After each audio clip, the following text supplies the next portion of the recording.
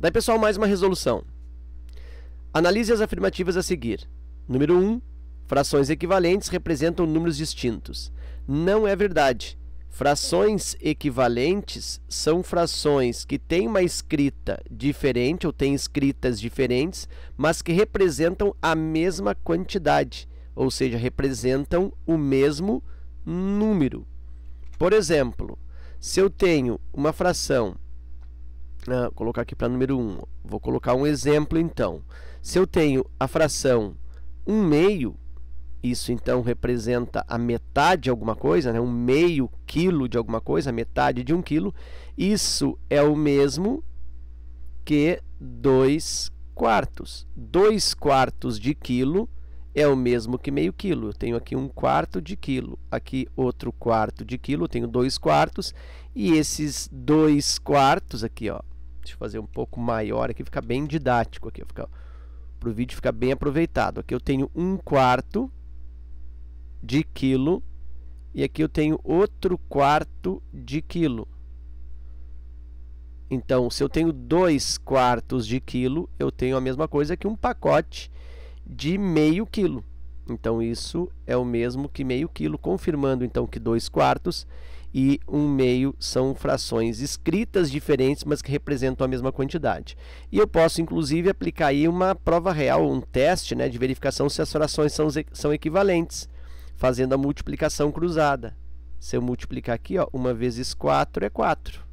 Se eu multiplicar aqui, ó, 2 vezes 2 é 4. Então, sempre que acontece isso, as frações são equivalentes. Existe aí também num caso de proporcionalidade ou no caso de proporções, a aplicação da propriedade fundamental que o produto dos meios é igual ao produto dos extremos. Então, frações equivalentes são frações diferentes, mas que representam o mesmo número. Portanto, a primeira aqui, né, ela é falsa. Número 1, ela é falsa.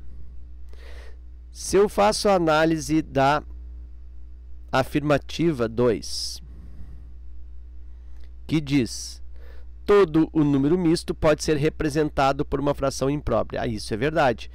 Número misto pode ser representado por uma fração imprópria. O que é número misto? É aquele número que tem uma parte inteira e uma parte quebrada, ou seja, uma parte não inteira. Por isso ele é chamado misto, ele é misturado, é uma mistura de parte inteira com parte não inteira. Por exemplo, o número 8 e mais 3/5. Então, 8 e 3/5.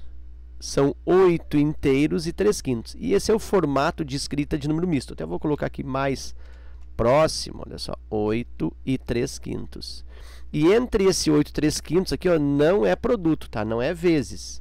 É 8 e 3/5. Para eu indicar produto, eu teria que ter o sinal de vezes ou o pontinho, enfim. Então, isso é um número misto, parte inteira, parte quebrada. E esse número misto, ele pode ser representado, ou pode ser reescrito no formato de uma única fração. E aí, essa fração será uma fração imprópria. E o que é uma fração imprópria? A fração imprópria é aquela em que o numerador é maior que o denominador. Em cima eu tenho um valor maior que embaixo. Então, isso é uma fração imprópria. E como que eu chego nessa fração imprópria? A partir do número misto.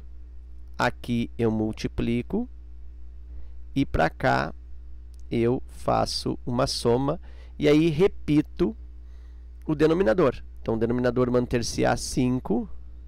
Aí eu multiplico 5 vezes o 8, dá 40. E aí eu faço a soma 40 mais 3, 43. E aí eu tenho 43/5. Nota que realmente é uma fração imprópria, já que o numerador é maior que o denominador. Então, isso aí fica para a número 2. E a número 2 ela é verdadeira. E aí vamos para a análise da terceira afirmativa. A terceira diz: em uma fração própria, o numerador é maior que o denominador. Bom, isso a gente já confirmou aqui na 2 que não é verdade. A fração imprópria é que diz que o numerador é maior que o denominador. Na fração imprópria, o de cima é maior que o de baixo. A fração própria, vou colocar aqui com uma outra cor.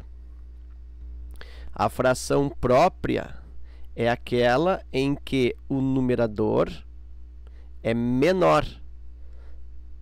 São aquelas frações mais típicas. Numerador menor que o denominador.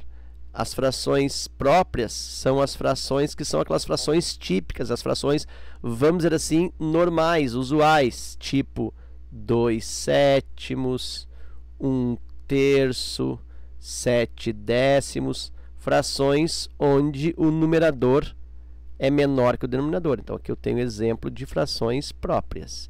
As impróprias, o numerador é maior.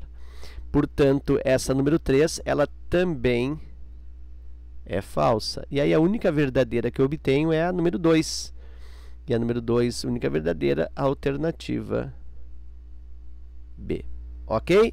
Então era isso. Eu espero que essa resolução contribua no teu estudo. Fica meu forte abraço.